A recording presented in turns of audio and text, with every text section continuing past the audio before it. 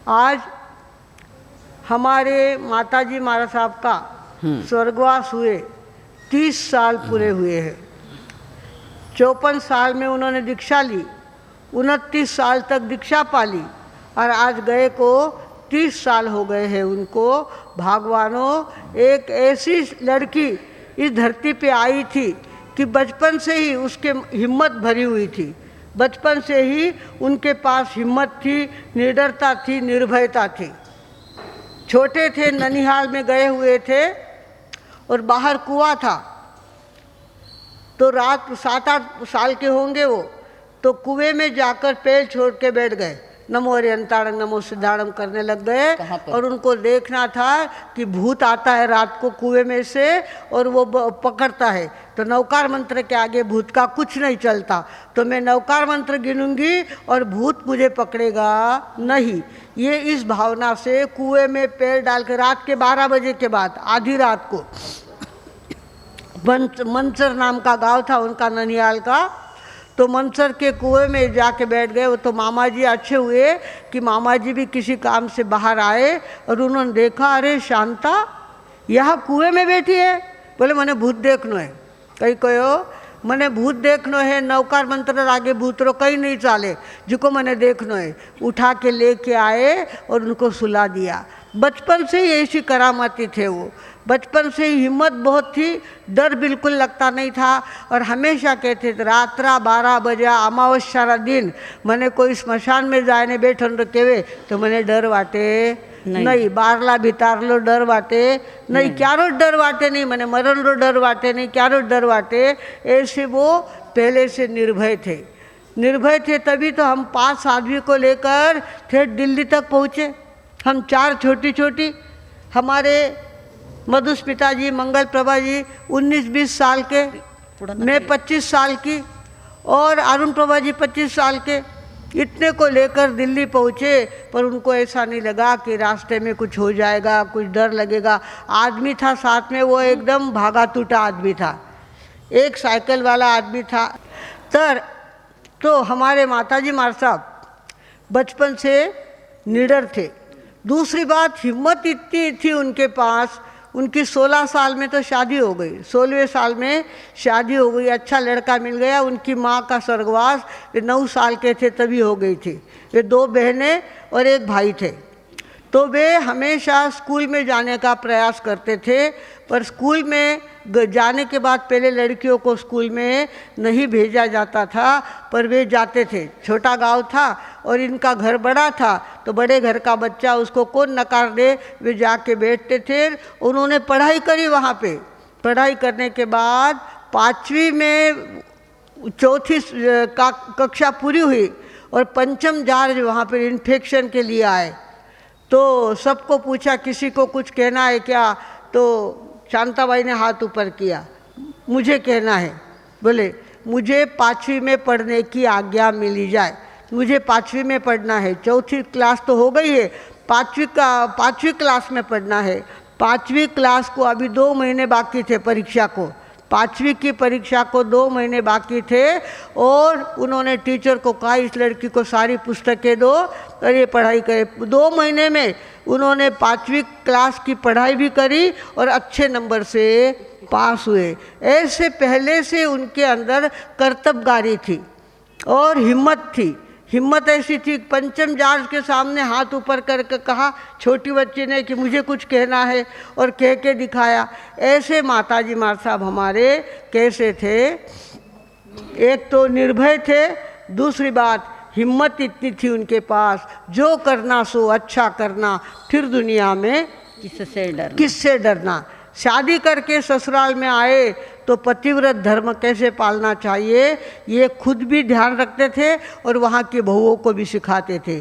पतिव्रत धर्म पालना चाहिए, एक पतिव्रत धर्म पालना बहुत बड़ी बात होती है और वो सबको करनी चाहिए, ऐसी सिखावन देते थे। बचपन से धार्मिकता इतनी ज़्यादा थी उनके कि वो पूरे घर का पानी धोवन करके रख देते, वापरने का पानी, पीने का पानी सब धोवन करके रख देते थे ताकि घर असुस्ता ना हो। और घर की रसोई ऐसी बनाते थे, हमारा घर गांव में घुसो तो पहले नंबर पे जिमने हाथ पे हमारा घर आता था। तो महाराज साहब को विनंती करते, पधारो महाराज साहब, वही पात्रे खोलने लगाते थे। महाराज साहब इतो लंबो विहार करने आयाड़ा है, अन्याना पात्रा खाली है। फटाफट सारा उनके पात्रे में पूरे चावल बहरा देते थे, पूरी दाल बहरा देते थे और इतना सारा घी डाल देते थे। हमारे पिताजी उनकी मजाक उड़ाते थे, मर मर ने मैं कमाऊँ, थारी माँ घिलोड़िया ऊंधी करे, के थारी माँ घिलोड़िया ऊंधी करे। इस तरह से वो धार्मिक थे। साधु संतों की सेवा करना, साधु संतों के प्रति अपनी भावना, अपनी भक्ति व्यक्त करना, ये उनका कर्तव्य था। और साधु संतों में बहुत नाम था, शांताबाई शांताबाई सारे लोग जानते थे। ऐसे करते उन्होंने व्याख्यान, हमारा गांव जो था आगरा रोड पे गांव था, तो वहाँ मंदिर वाले बहुत महाराज साहब आते, थानक वाले बहुत महाराज साहब आते। तो व्याख्यान सुन सुन के उनके दिमाग में आया कि ज़िंदगी में दीक्षा तो लेनी चाहिए, दीक्षा लेनी चाहिए। मैं 4 साल की थी तब से मुझे कहा, बेटा संसार में कहीं नहीं भला कि ब्याह करने नुकसान हुए, फायदो नहीं हुए, ब्याह नहीं करनो, शानी छोरिया ब्याह नहीं करे, चोखी छोरिया ब्याह नहीं करे। ऐसे बचपन से हमारे मैं और अरुण प्रभा जी महाराज साहब नाक में तार डाल के आ गए थे। बाजार था पिंपल गाँव का, डाल के आ गए थे। किने पूछने नाक टोचाने आए थे, पाछी वे तारा काढ़ो। उसी दिन तार काटने को लगाई और हमारे नाक में कहीं भी छेद नहीं रहा। भगवानों, बचपन से वो इस तरह से संस्कार देते थे। बड़े बड़े घर के 3 लड़कों के लिए मेरी मांग आई थी। बड़े घर के लासल गांव के बरमेचा, निफाड़ के बिनायकिया, पिंपल गांव के बुरड़, सब मुँह से मांगते थे, थानी छोरी माने दो। तो काका जी बोलते थे, भाई साहब ने तो बिना मांगया, बिना देखा मुंडा मांगे के लोग। तो मेरी माता जी महाराज साहब ने सिखा दिया, देख थारा काका जी कठे थने बांध देला, तो आपला ने क्यों नो काका जी ने कह दे जे मारी सगाई मती करो, कहीं क्यों नो काका जी ने क्यों नो मारी सगाई मती करो। इस तरह से मुझे सिखा के रखा था। और मैंने काका जी को बोल दिया, काका जी मारी सगाई नहीं करनी, नहीं सगाई करनी तो मैं 5 बेटा पढ़नाड़ी है, मैंने कहीं हाउस नहीं ब्याह करन रही, पण तू कही तो थने डॉक्टर इंजीनियर व्यापारी जिसो कही जिसो छोरो में उबो कर सको, इतनी थारा बाप में हिम्मत है। इस तरह से वो बोलते थे। भगवानों, इस तरह से मुझे तैयार किया माताजी महाराज साहब ने। और काका जी ने, हमारे पिताजी कहते थे, जब फेरे खाए तब तुम्हें सफ़ेद कपड़े पहनाऊंगा, ऐसा मैंने कोई वचन दिया हुआ है नहीं। आठीरो सूरज आठी ने उग जावे वो बानियो थाने दीक्षा देवे नहीं। इस तरह से बोलते थे, चाहे कुछ भी हो जाए तुम्हें तो मैं दीक्षा दूंगा नहीं। और इस तरह से माताजी महाराज साहब, लड़ाई झगड़ा तो करना नहीं। कभी हमने माताजी और पिताजी को लड़ते देखा नहीं। हमारे पिताजी माताजी का पल्ला इतना ही हमने देखा, कभी ऐसे आधे माथे पे पल्ला काका जी के सामने देखा नहीं। मर्यादा इतनी पालते थे वो कि पूछो मत। और बड़े शब्द, ऊंचे शब्द बोलना ये तो उनका काम ही नहीं था। जो भी हो जाए तो सुन लेते थे, तो जवाब नहीं देते थे। ऐसे करते उनके दिमाग में दीक्षा की भर गई। बचपन से ही दीक्षा की भावना थी। 9 साल के थे तब से चंद्र कौर जी महाराज साहब, सुमति कौर जी महाराज साहब के दादी गुरनी जी, वो उनके गांव में आए थे और तब से उनको धर्म की बहुत लगन लगी थी। सामायिक करना आदि आदि सारा धर्म ध्यान वो करते थे। और ऐसे करते दीक्षा की बात जब उनके सामने आई तो काका जी ने कहा, मैं तो दीक्षा दूंगा नहीं। अब इस तरह से हो गया कि क्या करें, दीक्षा तो लेना है, झगड़ा तो करना नहीं और घर तो छोड़ना है। अब इस तरह से उन्होंने क्या किया, एक बार वहाँ के कोई किसी ने उनको सलाह दी, अगर दीक्षा लेना है तो घर छोड़ना पड़ेगा, पहले ही घर छोड़ना होगा। तो अब नासिक के अंदर गोठी जी थे, खादी पहनते थे, बहुत धार्मिक थे, इतना बड़ा बेटका था उनका।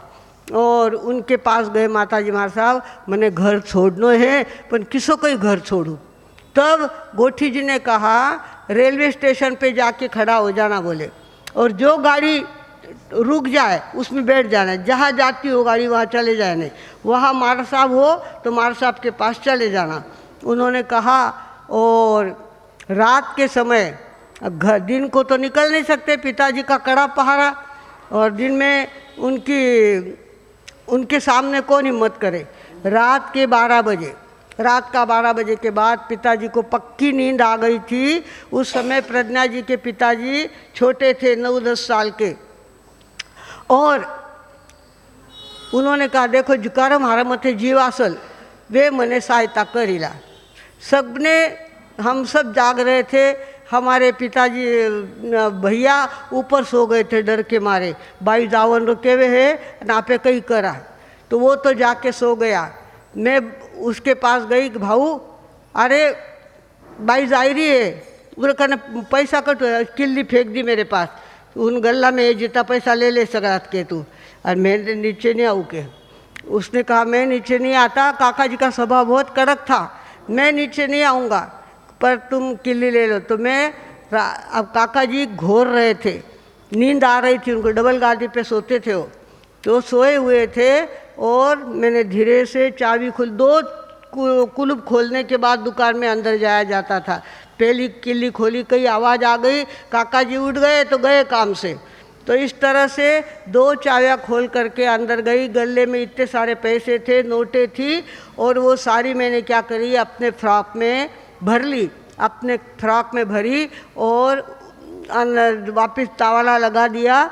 माताजी मार साहब के पास जा कर के रुमाल में बांध करके सारे कपड़े पैसे उनको दे दिए। हमारी भाभी ने अपने गले का 3 पदरी हार था, उनके पियर से आया हुआ, भाई वो हार थे लेन जाओ, थाने अड़चन पड़े तो थे रो उपयोग कर जो, हमारा पीर रो हार है, कोई पूछन वालों है नहीं, तो थे हार रो उपयोग। उन्होंने अपना हार दिया, और रात को 12 बजे अंधेरे में काली पीली लेके आए इसके प्रज्ञा के पिताजी, और उसमें जब बैठे तो ड्राइवर कहने लगे जर काकाला माहीत पडलं ना मला जोडूनच काढतील म्हणे ते। इस तरह से डर था उनका। तो लेके गए, नासिक में पहुँचे, वहाँ जा कर के उनको बेंगलोर की गाड़ी मिली, और बेंगलोर पहुँचे। बेंगलोर जाने के बाद मिश्री लाल जी कात्रेला, मिश्री लाल जी कात्रेला उनको सामने वहाँ मिले। वहाँ जड़ाव कौर जी मार साहब विराज रहे थे। माताजी मार साहब ने कहा मैं बिना पूछे घर छोड़ के आई हूँ, मुझे दीक्षा लेनी है, और मेरे श्रावक जी दीक्षा नहीं देते, तो मुझे किसी ने कहा घर छोड़ोगे तो अपने आप हिम्मत आएगी, इसके लिए मैं आई। तो मार साहब ने कहा रहे हो आठे शांति रहे हो। कात्रेला ने कहा, कात्रेला जी को कहा देखना मेरे घर समाचार नहीं पहुँचने चाहिए, मेरे गाँव में समाचार नहीं पहुँचने चाहिए। पिताजी ने तो इधर न जाने कितनी कितनी इंक्वायरी करी, कितनी खोज करी, पर कहीं सगा संबंधियों क्या माताजी मार साहब का पता लगा नहीं। ऐसे 3 महीने माताजी मार साहब बेंगलोर में रहे, और वापिस पिताजी ने कहा कि थे घरे आ जाओ, उनको पता चल गया कहीं से कि ये बेंगलोर में है, तो थे घरे आ जाओ, मैं थान दीक्षा देऊँ। इस तरह से कहने के बाद घर आए, और पिताजी तो वापिस बदल गए, क्या री दीक्षा क्या रो कहीं दीक्षा नहीं, दीक्षा नहीं किया। अरे बाप रे, अपन तो धोखा खा गए बोले। इस तरह से माताजी मार साहब ने तब क्या किया, घर में रहते थे, हमारे घर में पिताजी को फ्रूट लाने की बहुत आदत थी। इतने सारे अंगूर लाते थे, इतने सारे आम लाते थे, तरबूज खरबूज, सारी दीवार भरी हुई होती थी। और माताजी मार साहब ने संकल्प कर लिया अब फ्रूट खाना नहीं, अग्नि को छूना नहीं, ऐसे कई नियम उन्होंने कर लिए। और रोज़ की 5 सामायिक करते, 5 सामायिक करने के बाद नीचे उतर के आते, 1.5 पुरुषी का पालना करते, और उसके बाद सारा धर्म ध्यान करते। भागवानों, ऐसे हमारे माताजी मार साहब ने बड़ा पुरुषार्थ किया, बड़ा पुरुषार्थ किया, तो भी पिताजी तो पिघलते नहीं थे। तो एक मुझे उन्होंने क्या किया, प्रशांत ऋषि जी मार साहब का जन्म हुआ, और माताजी मार साहब का आबे आठरे उन्होंने आबे नगर जाओ, नगर मार साहब कने जाओ।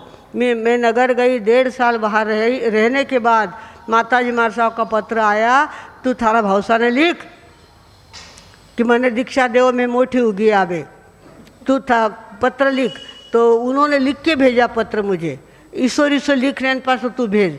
तो इस तरह से पत्र लिख करके मैंने पिताजी को भेजा। पिताजी के समाचार आया, बेटा तू घरे आओ, पछे आपे विचार करा।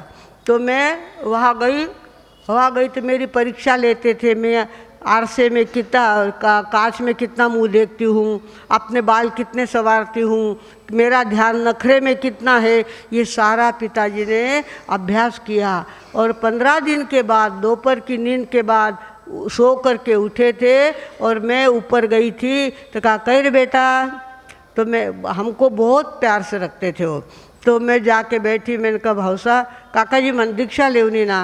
अरे भाऊ दीक्षा लेवनी मारी कोई नकार नहीं है, ने 5 बेटा पढ़ना ही है, थारे दीक्षा लेवनी तुम्हारी मना नहीं है, पण दीक्षा घनी कड़क रेवे, उनमें पैसा लफड़ा रो मालता पैसा लफड़ा में पड़नो नहीं और मालताल खावनो नहीं। साधु संताने घना लोग मालताल बेरावे पण आपे मालताल खावनो नहीं और पैसा लफड़ा में कभी पड़नो नहीं। ऐसी 2 सीख उन्होंने दी। और पिताजी माताजी तो पिछवाड़े के कमरे में सोए हुए थे, मारा नसीब में दीक्षा नहीं है, जाऊँ तू लेवे उनमें मैं समाधान मानूँ।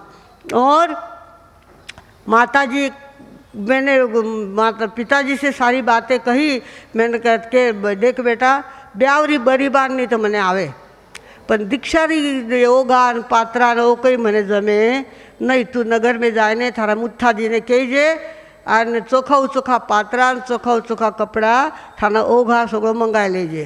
तो मैंने पिताजी को कहा काका जी 1 जोड़ी मंगाऊ कि 2, कि मारी बेटी लुच्ची माँ चाहिए साथे के वे कहीं कहो माँ चाहिए साथे जाओ, नहीं तो इनके सब पचकान थे उनके, बोले मारो ही कई स्वार्थ है, ऐसा उतना उम्र में दीक्षा ले ला और दीक्षा इतनी कड़क रेवे, घर में आराम है केवे, उठे जाए तो त्रास पड़ी जीरासी में नहीं क्यों केवे, पण अब तू केवे मारी 18 वर्ष की छोरी 58 वर्षारी कदी हुई, मेरे 18 साल की लड़की 58 साल की कब होगी? अगर माँ साथ रहेगी तो मुझे चिंता नहीं रहेगी, इसके लिए चाहो दोनों को दीक्षा। इस तरह से भगवानों हमको दीक्षा की आज्ञा मिली। दीक्षा लेने के बाद हमारे घर में कभी दगू नाम का नौकर था और गंगूबाई नाम की बाई थी, घर में सारा काम वो करते थे। और अब यहाँ आने के बाद दीक्षा लेने के बाद माताजी हमारे साथ 3 बार गोचरी जाते थे। मुंबई के अंदर हमारा पहला चौमासा मुंबई के माटुंगा में हुआ, दूर दूर तक गोचरी जाना, 3 टाइम गोचरी जाना। और पानी के पात्रे 2 पात्रे, एक छोटा नीचर एक बड़ा पात्रा, ऐसे पानी की पात्रे की जोड़ी। हमको तो पंडित जी आते थे पढ़ाने के लिए, हमारे ग्रुप में पढ़ाई का बहुत था। पंडित जी सवेरे 6 बजे आ जाते थे, तो माताजी हमारे साथ 11 चक्कर पानी के लाते थे, 11 खेप पानी लाते थे। पर आप कहो तो मुंह से चकार शब्द निकालते नहीं थे, इतना तो काम उन्होंने किया। दूसरी तरफ स्वाध्याय इतनी करते थे, तीसरी तरफ विवेक इतना रखते थे कि पूछो मत। हर बात का विवेक, हर बात का विवेक, कर्मबंध नहीं होना चाहिए, हर बात में ध्यान रखना, ये उनका परम कर्तव्य था। भगवानों ऐसे करते करते उनको दीक्षा लेने को 62 में दीक्षा हुई, 72 में हम दिल्ली गए। दिल्ली गए तो वहाँ कोल्हापुर रोड पे एक थानक है, उस थानक में हमारा चौमासा था। तो कोल्हापुर रोड से जैन भवन हमको जाना था, 4 किलोमीटर था वो। जैन भवन में जाना था। जैन भवन जाते समय बीच में मोतिया खान नाम का गांव आता था, मोतिया खान। तो मोतिया खान तब धूप बहुत पड़ गई थी, हमको निकलने में देर हो गई, तो धूप बहुत हो गई थी। और ऐसे में हम मोतिया खान से जा रहे थे और मेरे पैरों में स्पीड बहुत थी, तो मैं आगे निकल गई, माताजी हमारे साथ पीछे रह गए। पीछे मुड़ के देखा तो माताजी हमारे साथ 1 फरलांग पीछे रह गए। मैं वहाँ रुक गई और वापस उल्टी चल के गई तो देखा माताजी हमारे सब ऐसे रो रहे हैं जैसे कोई मर गया हो, ऐसे रो रहे। भाई हमारे साथ क्यों रोते, कई चूक होगी मारा तो इतना क्यों रो? तो वो कहा बेटा देखियो नहीं तू आबार साइकिल मते, साइकिल के ऊपर चमड़े का गट्ठर लेकर के कसाई जा रहा था और उस चमड़े में से खून टपक रहा था, चमड़े में से खून टपक रहा था। देखियो नहीं कि इतना चमड़ा लेने गए वो कसाई और इतना जीवा ने मारे असल उन्हीं। बेटा मारा पेट में आई है तो कहीं तेई जीव दयारो काम कर। अब मेरे तो मुंह से माखी भी नहीं उड़े, मुझे कुछ भी नहीं आता था। और कहा बाप रे जीव दयारो काम किसकी करा? दिल्ली में तो शक्य नहीं करना, दिल्ली तो घड़ी मोटो गाँव है, घणो मोटो शहर है। इस तरह से उन्होंने संस्कार तो डाल दिए और 72 का संस्कार उनका था। तो 82 में हमारा चातुर्मास मुंबई में था और मुंबई के अंदर हमने जीव दया का काम उठाया। वहाँ के लोग गुजराती लोग घाटकोपर के, वहाँ मारवाड़ियों का ऐसा नहीं था, नानाजीरो राज नव्हतं उठे, गुजराती लोग होता सगळा। व्याना परीक्षा में पास होनो, प्रतिक्रमण के ऊपर व्याख्यान देती थी रोज में। और ऐसे करते संवत्सरी के दिन ये विषय निकाला कि यहाँ से 6 किलोमीटर पर देवनार नाम का कत्तल खाना है और उस कत्तल खाने में रोज़ के 1500 बड़े जीव काटे जाते हैं। उस समय 1500 जीव बड़े काटे जाते हैं। तो अपना कोई कर्तव्य है कि नहीं? हम तो कहते हैं मरते जीव को नवकार सुनाना हमारा धर्म है, तो उन जीवों को नवकार सुनाना क्या हमारा कर्तव्य नहीं है? हम कत्तल खाने पे जा कर के नवकार मंत्र का जाप नहीं कर सकते, हम वहाँ नवकार उनको नहीं सुना सकते। वो बम्बई के लोग इतने हम पर राजी थे बहुत ज़्यादा, 2 महीने के हमारे व्याख्यान हो गए थे, उनको ये पता ही नहीं चला कि ये मारवाड़ी है। संवत्सरी के बाद उन्होंने पूछा क्या आप मारवाड़ी हो? मैं गुजराती में व्याख्यान देती थी वहाँ पे। तो माताजी मार साहब कहीं चले देवनार, तो देवनार वहाँ क्या हो गया, मैंने विषय निकाला संवत्सरी के दिन विषय निकाला। लोगों ने फटाफट मेरी तरफ से बस रहेगी, जितने बस में लोग बैठेंगे उसका सारा जवाबदारी मेरी है। किसी ने कहा वहाँ की ये व्यवस्था मेरी, वहाँ की ये व्यवस्था मेरी, किसी का नाश्ता, किसी की बस, किसी का कुछ, इस तरह से। और वापस जो नौकार की जाप करने के लिए वहाँ जाएंगे, वहाँ प्रभावना बांटने वाले भी हमको मिल गए, वहाँ प्रभावना बांटेंगे हम। इस तरह से हम पहली बार गए तो वहाँ 2000 लोग हमारे साथ थे कि तब से मुझे शुगर लगी, शुगर तब से लगी मुझे। और मुझे ऐसा लगता था कि अगर मान लो अपन जीव दया का काम करें, जुलूस निकाले और किसी ने अगर एक मांस का गोला हमारे जुलूस पे फेंक दिया और दंगा उछल गया तो क्या करेंगे? दंगे से बहुत डर लगता अपने को, दंगा उछल गया तो क्या करेंगे? तो मैंने गुरुदेव को समाचार दिए, देवा खूप मनात येतं की जीव वाचवायचे, गायीसाठी काहीतरी करायचं असं वाटतं, पण भीती वाटते, दंगा उसळला मुंबईमध्ये तर काय होईल? देवांचं समाचार आले तिकडून, काहीही होणार नाही, काम चांगलं आहे, करण्यासाठी सारखं आहे, करा आणि काही होणार नहीं। और गुरुदेव का वाक्य फिर ब्रह्म वाक्य हो गया और हमने वो काम चालू किया। पहले इसमें 2000 लोग हमारे साथ थे, दूसरे में गए विनोबा के जन्मदिन के उपलक्ष्य में, तब 5000 लोग हमारे साथ थे। सारे बम्बई वाले हमको साथ देने लग गए, अच्छा काम है, हमारे बम्बई में ऐसा काम किसी ने नहीं किया, जीव दया का आप कर रहे हो, हमारा सहयोग है। इस तरह से लोग सहयोग देते गए। तीसरी बार गए गांधी जयंती के दिन तो 10,000 लोग हमारे साथ थे और लोगों ने कहा हमारी पूरी ज़िंदगी यहाँ गई, 80-80 साल की हमारी उम्र हो गई, पर ये गली हमने कभी देखी नहीं। भागवानों, इस तरह से 1982 से लेकर आज तक हम वो काम करते हैं। आज भी हमारे लोनीकट के गौरी यहाँ पे आए हैं और वो भी इतनी ज़्यादा सेवा वहाँ की करते हैं। आज भी हमारे पास वहाँ 400 गाय है। 1500 करते थे, वो 250 पर आ गए थे। उस समय माताजी मार साहब का बहुत बुढ़ापा था ना, तो वो हमारे साथ नहीं आते थे, हम लोग जाते थे पैदल और हमारे साथ भीड़ होती थी। माताजी मार साहब वहाँ रहते और वहाँ अन्ना नाम का कोई आदमी था, वो रोज़ का रिपोर्ट देता। देश पांडे था, अच्युतराव देश पांडे तो बड़े आदमी थे और अन्ना जोशी ये थे, तो वो समाचार देते थे। जो 1500 जीव कट्टे थे वो 150 तक आ गए थे, 150 जीव तक आ गए थे। हर्ष भागवानों, केल्याने होता आहे रे आधी केलेची पाहिजे। तो इस तरह से माताजी मारसा का प्रोत्साहन मिलता रहा। हम काम करते रहे और देखते देखते बम्बई में के वो हवा फैल गई कि यहाँ पर अब गैर कानूनी जानवर नहीं काटे जा सकते। गैर कानूनी जानवर काटेंगे तो पकड़े जाएंगे, पुलिस केस होगी। इस तरह की दहशत वहाँ पे बैठ गई थी और जीवों की हिंसा बहुत कम हो गई थी। भागवानों, जब इस रास्ते से हम गए तब पता चला कि गाय का क्या फायदा है। पहली बात तो आज हमारे लोग क्या करते, सब गाय को गाईचं दूध म्हणून विकतात।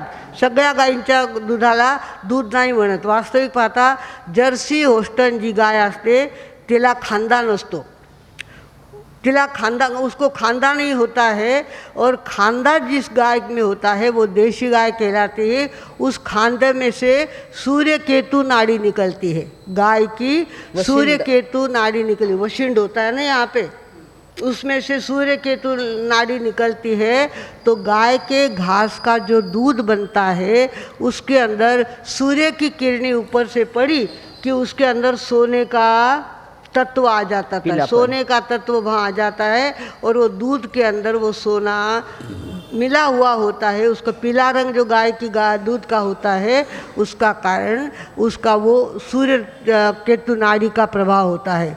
गाय के दूध के अंदर कितने गुण हैं, गाय के दूध से मेंदू की शक्ति बढ़ती है और सारी बातें अच्छी होती है, ये सब मालूम है आपको। गाय के शेण के अंदर, गाय के गोबर के अंदर इतना फ़ायदा होता है। हमारी बहनें पहले, बूढ़ी बहनें होगी, उनको पता है गाय का घर क्या गोबर से घर को लीप लेती थी।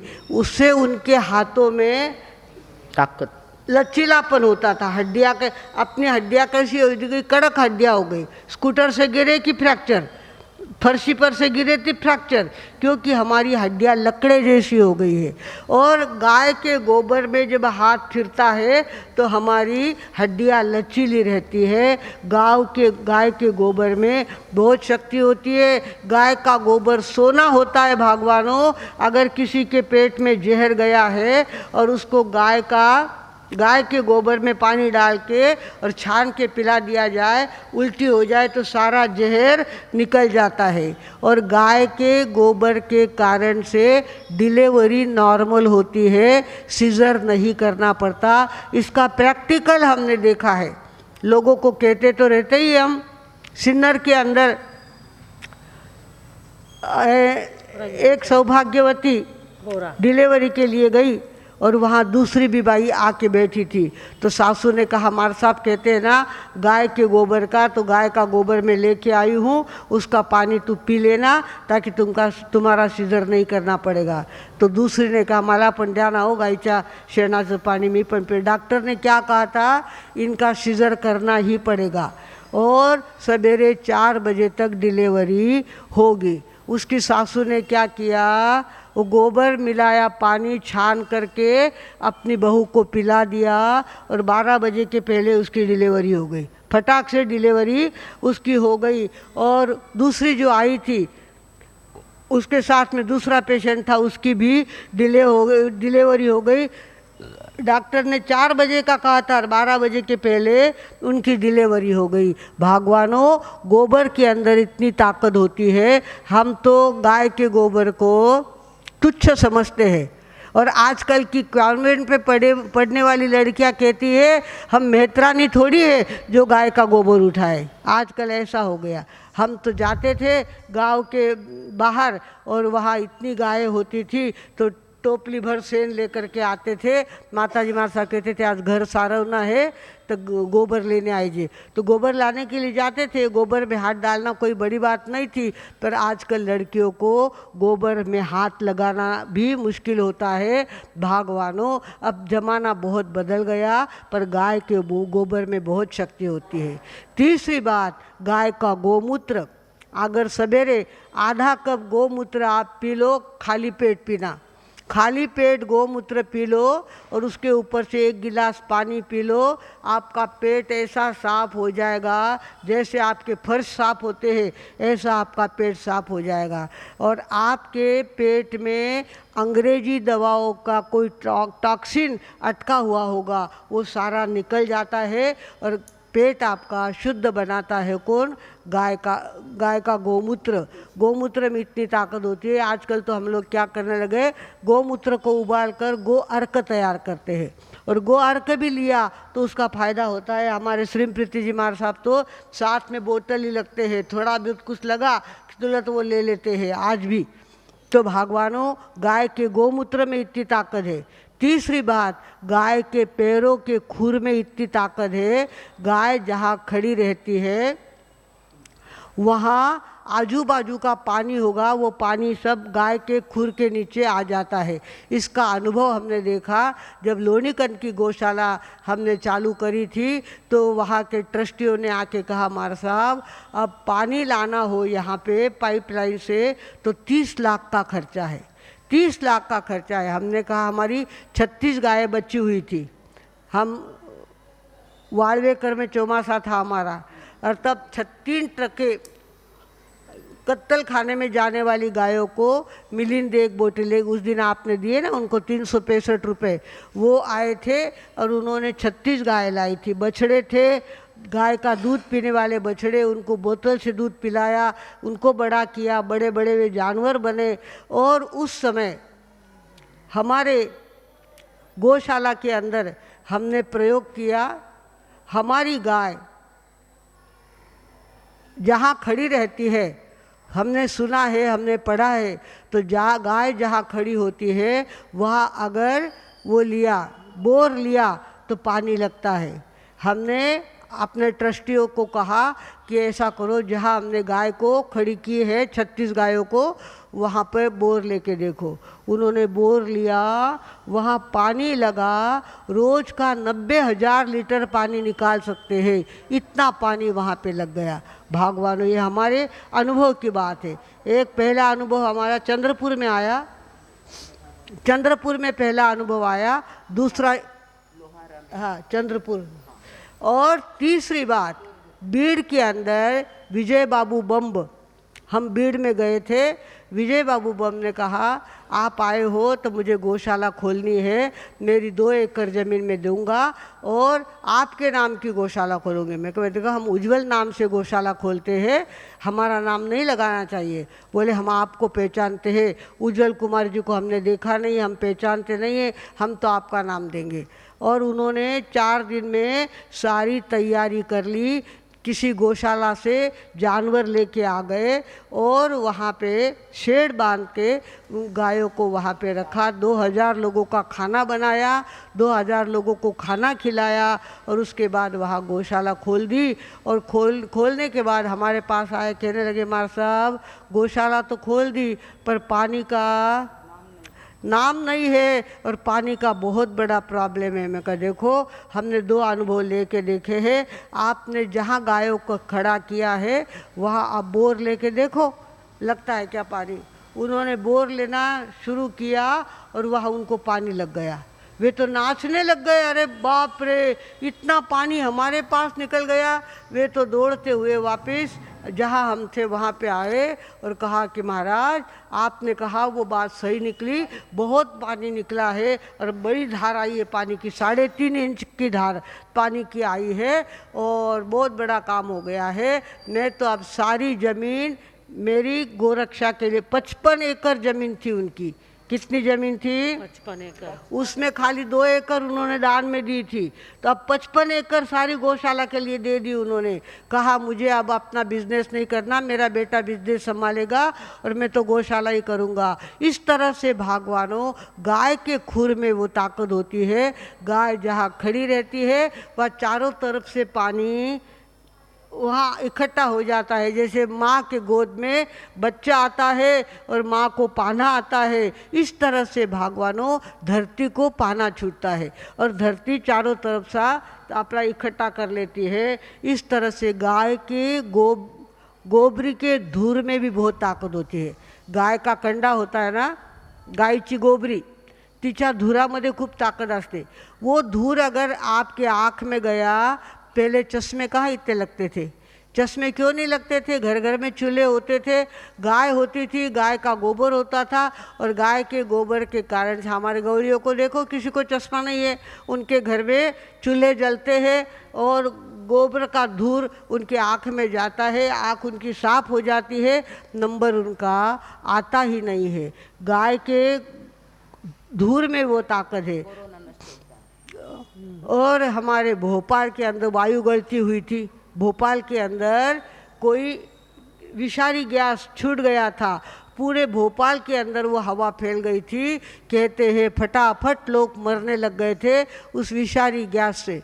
किंतु एक घर था ब्राह्मण का घर था, उसके घर में गोबरी थी, और दूसरी तरफ उनके घर का रिवाज था, शाम के समय वो क्या करते थे, गोबरी के अंदर घी डाल देना, घी के ऊपर चावल डाल देना, और वो धूर करने के बाद घर में विषारी गैस आती नहीं है. उनके घर में 6 महीने का बच्चा था, वो भी जिंदा रहा, कोई मरा नहीं. और भोपाल में कितने लोग मरे विषारी गैस से, भगवानों.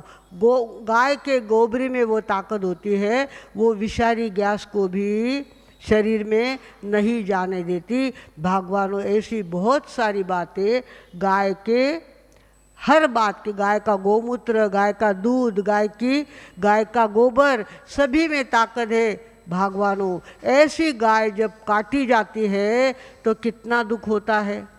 अभी तो हमने प्रधानमंत्री को पत्र लिखा था कि आप लाल किले से 15 अगस्त को भाषण देने वाले हो, लाल किले से घोषणा करो कि पूरे भारत में गो हत्या बंदी का कायदा हो गया है. पर उनके ऊपर जिम्मेवारी बहुत रहती है, वो ऐसा कर नहीं सकते. आजू बाजू में बहुत सारे लोग होते हैं, ते म्हणतात शाकाहार तुमचा धर्म है तो मांसाहार आमचा धर्म है, तुम्ही कोण सांगणार है, इस तरह से बोलते हैं. इसके लिए चुप रहना पड़ता है.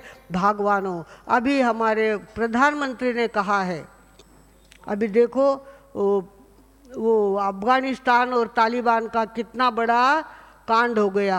तालिबानी लोगों ने सत्ता हाथ में ले लिया अफ़गानिस्तान की, और बेचारे लोगों को अफ़गान छोड़ करके भागना पड़ा. वहाँ का प्रधानमंत्री भी जाके छुप गया कहीं और वहाँ नहीं रहा. इस तरह से हमारे प्रधानमंत्री ने कहा है, हो सकता है कि कल हमारे यहाँ पर भी चीन कब्जा कर ले. चीन बहुत बुद्धिमान है, बहुत ताकत रखता है, बहुत उनको मार्केटिंग करना आता है. हमारे देश में उनका माल बहुत बिकता है. तो हमारे प्रधानमंत्री जी ने कहा है 90 दिन तक आप अगर मेड इन चीन का सामान नहीं लेंगे 90 दिन तक, तो हमारा आर्थिक बैलेंस बहुत बड़ा बढ़ जाएगा. उनका आर्थिक बैलेंस, क्योंकि सबसे बड़ा मार्केट चीन वालों को इंडिया मार्केट है, तो वो मार्केट अगर उनका कम हो गया तो उनके हाथ पैर ढीले हो जाएंगे. 90 दिन तक आप लोग भी ध्यान रखें. 15 अगस्त की भेंट या आज की भेंट कहो कि हम जो माल होगा मेड इन इंडिया का माल ही लेंगे, दूसरा माल लेने वाले है नहीं. इस तरह से आपने चीन के माल की खरीदी कम कर दी तो देखते देखते हमारी ताकत बढ़ जाएगी, चीन की ताकत कम होगी. हमारे प्रधानमंत्री ने आह्वान दिया है कि आप चीन का माल ना खरीदे, 90 दिन तक ये नियम पाले तो बहुत फ़ायदा हमारा होने वाला है. आप लोग सुनने वाले सभी ध्यान रखेंगे, जो भी सामान लेना है देख लेना उस पर क्या लिखा हुआ है. मेड इन इंडिया लिखा है तो लेना, मेड इन चाइना लिखा हुआ है तो लेना नहीं है. भगवानों, इस तरह से हमारे माताजी मार साहब ने दीक्षा तो ली. दीक्षा लेने के बाद हमारे पास जो कट्टरपंथी है हमारे संप्रदाय वाले, उन्होंने कहा था हमारे पास दीक्षा लो. तो हमारे माताजी माँ साहब ने कहा मुझे 4 दीवारी की दीक्षा नहीं लेनी है. हमारे महाराष्ट्र के अंदर खादी के कपड़े पहनने वाले, कपड़े धो के पहनने वाले साध्वी जी का संघाड़ा है, उज्जवल कौर जी मार साहब का, वहाँ हम दीक्षा लेंगे. वे माइक पे बोलते हैं और वहाँ जाके दीक्षा लेनी है. मेरा सपना है कि हमारे व्याख्यान में हजारों लोग आए और उसके अंदर वे नॉनवेज खाना छोड़ दे. नॉनवेज खाना छोड़ देने से न जाने कितने जीवों की जान बचेगी। हम 4 दीवारी की दीक्षा पालेंगे तो वो बात होने वाली नहीं है। हमको तो महाराष्ट्र में दीक्षा लेनी है, ऐसा उन्होंने कट्टरपंथी के आचार्य को जवाब दे दिया था। और माताजी मार साहब का सपना था, वो साकार करने के लिए हम लोगों ने वही काम किया। माताजी मार साहब मुझसे व्याख्यान दिलाते थे, मुझे आता जाता कुछ नहीं था, पर माताजी मार साहब मीठा बोल बोल के मुझसे व्याख्यान दिलवाते। बेटा व्याख्यान देना चाहिए, लोग कहते हैं, संघ कहता है तो मना नहीं करना होता है, व्याख्यान देना ही होता है। इस तरह से व्याख्यान देते देते व्याख्यान की प्रैक्टिस हो गई। और इस तरह से भगवानों हमारे माताजी मार साहब ने वो काम करके दिखाया। हम नागपुर में थे, नागपुर में रोज की 1 ट्रक बकरे वापिस जाने लगे थे। लोग कहते महाराज तुम्ही आमच्यासाठी एवढं करता, आम्ही तुमच्यासाठी काय करायचं? मी म्हटलं फक्त तुम्ही नॉनव्हेज खायचं सोडायचं। नॉनव्हेज खाणं सोडलं तर आम्ही म्हणू की 1.25 लाखाचा चेक तुम्ही आमच्या गोरक्षेला दिला आहे, असं आम्ही समाधान मानू। तुम्ही नॉनव्हेज खायचं सोडा। तो लोगों ने फटाफट नॉनव्हेज खाना छोड़ा और नागपुर का मार्केट इतना ढीला हो गया कि रोज़ के ट्रक भर के जानवर वापस जाने लग गए। खाणारेच कोणी राहिले नहीं तो कापू कशाला म्हणे आम्ही। अब हमारा बहुत बड़ा नुकसान हो रहा है। कसाई हमारे पास आए थे, कहने लगे हमारा बहुत नुकसान हो रहा है, आजकल ग्राहक नहीं आते, वो कहते हमको तो प्रतिज्ञा है हम नॉनवेज नहीं खाएंगे। भगवानों माताजी मार साहब का वो सपना हमने नागपुर में जा कर के सार्थक किया। ऐसे तो जहाँ भी जाते हैं नॉनवेज नहीं खाने का हम प्रतिज्ञा लेते हैं। हमारे गौरी भी है, हमारे डॉक्टर भी है, शुद्ध शाकाहारी है, उनके घर से आहार ले सकते हैं हम, ऐसा उनका खान पान शुद्ध है। और हमारे यहाँ पे ना गौरी में कोई दारू पीता है ना कोई नॉनवेज खाता है। सारे ग्वाले हमारे आए हैं, जरा खड़े हो जाए। डॉक्टर सेवा हे सगळे गायीची सेवा करणारे लोक आहेत, निस्वार्थ भावने सेवा करतात। हाँ या बसा खाली। आज इनका सत्कार करेंगे हम सारे गौलियों का। इतनी गाय की सेवा करते हैं। 400 गायों का गोबर कितना निकलता है, उतना गोबर इकट्ठा करना और डाल के आना दूसरी जगह, और फिर गाय के दूध की धार निकालना, सारा काम वे करते। गाय जब मर जाती है उसको उठा करके गड्ढे तक ले जाना, ये सारा काम हमारे गौली करते हैं। बड़ी मेहनत उनकी होती है, पर हंसते हंसते सारा काम वे करते हैं। आज अपनी सभा में हम उनका सत्कार करेंगे। भगवानों आणि आमचे डॉक्टर कोणता डॉक्टर? शितोळे डॉक्टर। आमचे डॉक्टर शितोळे इतके देव माणूस आहेत की विचारू नका। एवढी गायची सेवा। उभे राहा डॉक्टर तुम्ही। हां रोज येतात तिथं, सगळी सेवा करतात। गायींचं ड्रेसिंग करणं, गायींच्या तब्येती बघणं, गायींची सेवा करणं, सगळं काम डॉक्टर करतात आणि गायींच्या तब्येती चांगल्या करतात। लोग क्या करते हैं, बसा खाली। लोग क्या करते हैं, अपने होटल का शीरा लेके आते हैं, बचा हुआ शीरा लेके आ जाते हैं। डॉक्टर वो शीरा गाय को खाने को नहीं देते, कहते त्याच्यामुळे गायीची तब्येत बिगड़ेल। गाय का शीरा, गाय को घास खाने की आदत है, शीरा खाने की आदत नहीं होती, उसे आंतों में चिपक जाता है और गाय की तबीयत बिगड़ती है। तो हमारे डॉक्टर इतना ध्यान रखते हैं, गाय के पेट में ऐसा आहार जाना चाहिए जिससे गाय की तबीयत अच्छी रहे, ऐसा काम हमारे डॉक्टर करते हैं। भगवानों हमारी लोनीकन की गौशाला अपने आप में जीव दया का काम करने वाली गौशाला है। अभी 10 दिन पहले, हमारे यहाँ आने के 10 दिन पहले वहाँ 3 बड़े बड़े बैल आए थे। ऐसे हाथी जैसे बैल थे, कत्ल के लिए जा रहे थे। वो तो हमारे मिलिंद देव बोटे और शिवशंकर स्वामी, इन्होंने उस गाड़ी को अटकाया और वे 3 बैलों को छुड़ा के हमारे गौशाला में ला के रखा। उसके 4 दिन बाद 16 गायें हमारे यहाँ आई। 16 गाय, बूढ़ी हो कैसी भी हो, एक गाय उसके अंदर जर्सी होस्टन थी और बाकी 15 गायें देशी गायें थी। उनको भी हमने गौशाला में रख लिया है। हमारे वहाँ इनकम का कोई सोर्स नहीं, कोई धंधा नहीं। हमारे यहाँ पे दूध बेचने का धंधा नहीं है। दूध जितना निकलता है, बूढ़ी गाय गौ देती है दूध, उसमें से एक हिस्सा हमको मिलता है साधु समाज को, दूसरा हिस्सा गौरियों को मिलता है, तीसरा हिस्सा बछड़े को पिलाते हैं और चौथा हिस्सा हमारी वहाँ भोजनशाला चलती थी, आजकल वो बंद है लॉकडाउन के कारण, भोजनालय में जाता था। इस तरह से गाय के दूध को बांट लेना, पर दूध बेचना नहीं, बात धंधा चलता नहीं। धंधा सिर्फ गोबर बेचने का धंधा होता है। गोबर लेके जाते हैं किसान और 1.5 रुपये किलो से वो गोबर की कीमत आती है। बाकी इनकम के सोर्स वहाँ कुछ भी नहीं है। राम भरोसे हिंदू होटल है हमारा, राम भरोसे चल रहा काम। जैसा भी होगा, गाय को भूखा नहीं रखते, गाय को पानी पिलाते हैं, गाय को छांव देते हैं। और ख़ास करके भाकड़ गाय जिसने दूध देना बंद कर दिया है, ऐसी गाय जब कत्ल खाने में जाती है, उनको रोकने वाले पूना में ग्रुप है। कॉलेजियन विद्यार्थी रात को पहरा देते हैं और गाय को अटकाते हैं। ऐसे गायों को संभालना हमारा काम है। ऐसी हमने 16 गौशाला खोली है। माताजी मार साहब की प्रेरणा थी, बेटा मेरे पेट में आई हो तो जीव दया का कुछ काम करो। हमारा काम कहाँ से चालू हुआ? दिल्ली में उसकी प्रेरणा मिली और बम्बई से वो काम चालू हुआ। हमारे श्रीमती मार साहब ने इसके ऊपर एक झांकी तैयार की है, वो झांकी आपको देखनी है।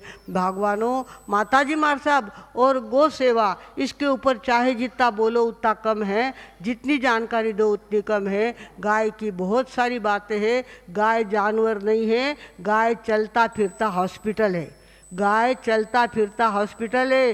गाय जब हमराती है तो आकाश में ओझोन तैयार होता है। गाय के श्वासोश्वास में इतनी ताकत होती है। गाय के गोठे में टीबी का मरीज 3 महीने तक खाद डाल करके उनको सुलाया जाए, बिना दवा के टीबी ठीक हो सकती है। इस तरह से गाय चलता फिरता हॉस्पिटल है। गाय की बहुत सारी बातें हैं। उसका सींग है, वो एंटीना का काम करता है, सूरज की किरणों को खींचता है और अपने सूर्य केतु नाड़ी में से दूध तक उस तत्व को पहुंचाता है। ऐसी बहुत सारी बातें हैं, पर गाय का डिवैल्यूएशन हमने करके रखा है। आजकल गाय की कोई कीमत नहीं है। इतने बड़े जानवर को काटने वाले ऐसे लोग हमारे देश में हैं जो मुसलमानों के हाथ के नीचे काम करते हैं, पैसे के लिए ये काम करते हैं। भगवानों, हमें कुछ भी हो, गो हत्या बंदी का कायदा हमारे देश में हो, ऐसी प्रार्थना जरूर करनी चाहिए। और हमारे प्रधानमंत्री इतने अच्छे आए हैं, उनके अंदर हिम्मत आवे, उनके अंदर ताकत आवे और वो गो हत्या बंदी का कायदा जल्दी से जल्दी करे, ऐसी भगवान के चरणों में हम प्रार्थना करते हैं। अब आगे का कार्यक्रम काफ़ी है, इसके लिए मैं यहीं पर अपने शब्दों को विराम देती हूँ। ओम शांति।